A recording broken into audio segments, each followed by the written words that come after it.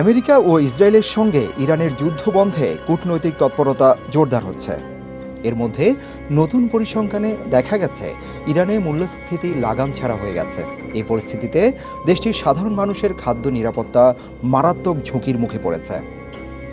ইরানের পরিসংখ্যান কেন্দ্র বা এসসিআই জানিয়েছে, পারস্য বর্ষপুঞ্জির প্রথম মাসে মূল্যস্ফীতি আগের বছরের একই সময়ের তুলনায় ৭৩.৫% বেড়েছে। আগের মাসের তুলনায়ও এই সময়ে মূল্যস্ফীতি বেড়েছে ৫%।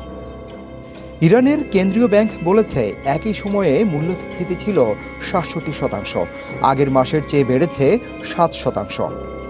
গত কয়েক বছরে বিশ্বের যেসব দেশে মূল্যস্ফীতি সবচেয়ে বেড়েছে, ইরান তার মধ্যে অন্যতম। ফলে সাধারণ মানুষের ক্রয় ক্ষমতা কেবল কমছে। সরকারি তথ্য অনুযায়ী খাদ্যপণ্যের মূল্যস্ফীতি সামগ্রিক মূল্যস্ফীতির তুলনায় আরও বেশি। ফলে মানুষের কমে যাওয়া আয়ের বড় অংশই এখন নিত্য প্রয়োজনীয় পণ্য কেনায় ব্যয় হচ্ছে।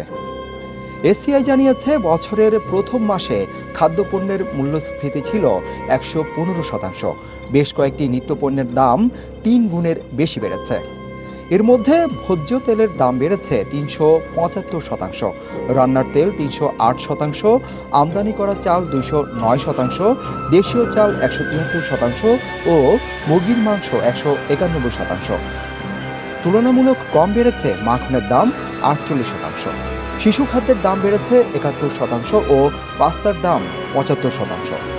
এদিকে গত ২ সপ্তাহে ইরানের মুদ্রা রিয়ালের রেকর্ড দরপতন হয়েছে।